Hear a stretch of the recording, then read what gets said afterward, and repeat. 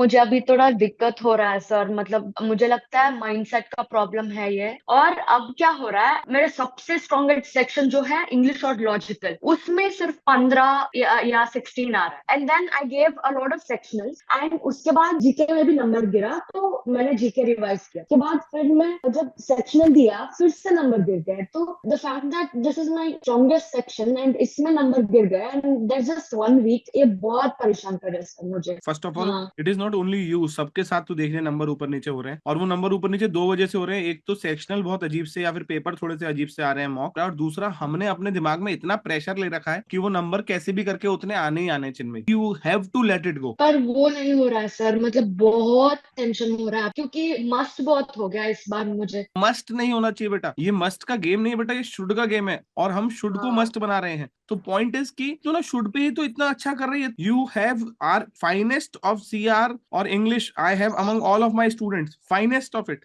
You are having finest of timing in it. तो वो तेरा स्ट्रॉन्ग पॉइंट है, वो तेरा लूज पॉइंट क्यों हो रहा है अभी? क्योंकि तू डर रही है जिनमें, मत डर। उसी बात का एक तो टेंशन हो रहा है कि मुझे टेंशन हो रहा है, मुझे ये नहीं होना चाहिए। सेकंड ऑर्डर डिस्टर्बेंस में नहीं जाना है बेटा, लिख ले कहीं, I will not think about my feeling and thinking, because वो तो कैसे भी होंगी, there is no rationality in that. आने वाले दिनों में the rationality comes only in my action, and action says कि मैं मॉक दूंगी, जिस समय मैं सेक्शन लगाऊंगी उस समय मैं ज्यादा नंबर का सोचूंगी ही नहीं। Please Chinmay, let's write one thing.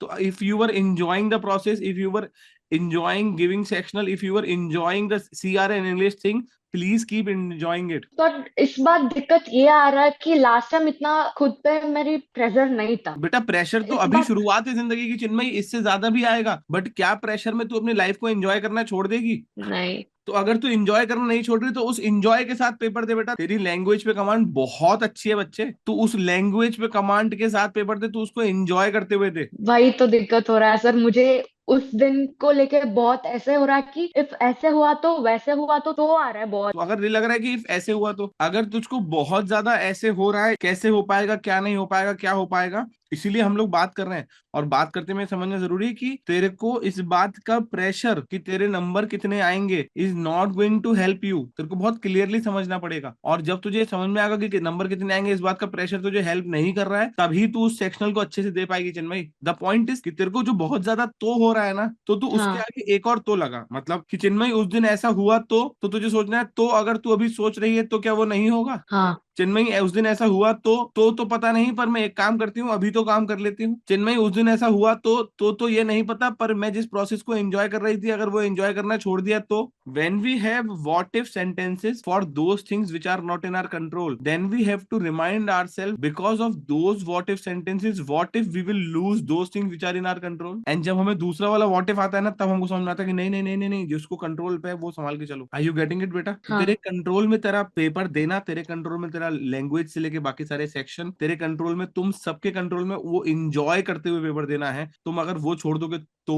Clear है चिन्मय, वो हाँ। नहीं छोड़ना इस टाइम पे। हाँ सर। यू और हैव एक और बात ये है कि मैथ्स मैंने बहुत प्रैक्टिस किया, पर अभी मॉक्स में एक दो मॉक ऐसे थे जिसमें लॉजिकल रीजनिंग का टॉपिक, जैसे कि स्टैक है उसको अरेंज करो वगैरह, पर मैंने लॉजिकल का उतना अच्छे से हैवंट प्रैक्टिस। सो अगर एग्जाम में ऐसे टॉपिक आया जो पूरा लॉजिकल हो या पूरा कैलकुलेशन बेस्ड हो। तो क्या करना है, इसको कहते हैं इंश्योरेंस कवर। मैं तो उससे बिल्कुल भी नहीं कहूंगा कि तू उसको बिल्कुल मत कर। तू क्या कर, तू अगर तेरे को ऐसा लगता है तो किसी दिन 2-3 घंटे निकाल के उसके जो 2-4-5 तरीके के क्वेश्चंस हैं उनकी इंश्योरेंस लेवल पे प्रैक्टिस कर जा। मतलब तेरे को लग रहा है कि बाई चांस वो पेपर में आ गया और तुझे लग रहा नहीं हो पाएगा, तो उसको हम्म। इंश्योरेंस कवर की तरह 1-2 घंटे बैठ के उसके कुछ कुछ कुछ कुछ कुछ कुछ कुछ कुछ टॉपिक सीख के चली जा। बाई चांस पेपर में आ गया तो इंश्योर्ड है, और नहीं आया तो तू बाकी तो जानती है। और एक और ये प्रॉब्लम आ रहा है कि जैसे आपने कहा ना थोड़ा इंश्योरेंस कवर जैसे करो, the same thing came to my mind. तो वो करने के लिए शांति नहीं मिल रहा है मुझे, मतलब मन बहुत ऐसे बहुत हलचल हो रहा है, मतलब शांति नहीं है, शांति शांति से इसलिए नहीं एग्जाम है नहीं क्योंकि कर तू पाऊंगी। मान के चल रही है कि वो तेरी प्राइमरी इनकम है, ना कि इंश्योरेंस। तुझे लग रहा है कि वही सारे पैसे आ गए और वही सारे पैसे तेरे पूरी तरह छूट गए, तो now this is a extreme sentence ना। तू क्या सोच रही है कि वो सारे आ गए और सारे छूट गए तो क्या होगा, जबकि ये सही सिचुएशन नहीं है। सही सिचुएशन है बाई चांस, दैट इज जिसके भी चांसेस कम है, उस बाई चांस में भी कुछ क्वेश्चन आए तो क्या होगा। तो क्या, अब ऐसे समझ के अभी मैंने अपनी लाइफ का टर्म इंश्योरेंस करा रखा है, तो टर्म इंश्योरेंस करा रखा है, पर अगर मैं को ये हर समय सोचता रहूं कि यार मैं निकल लिया तो कितने पैसे चाहिए, तो मैं अपनी सारी इनकम टर्म इंश्योरेंस में डाल दूंगा ना। अब सारी इनकम हम्म। टर्म इंश्योरेंस में डाल दूंगा तो जीऊंगा किस इनकम से? Are you getting it? तो वो बाई चांस के केस में है। तो बाई चांस ऐसा हुआ तो मैंने उतनी तैयारी कर रखी है, पर क्योंकि उसकी प्रोबेबिलिटी कम है इसलिए मैं उस पर ध्यान भी उतना ही दूंगी। क्लियर है बेटा? Yes sir.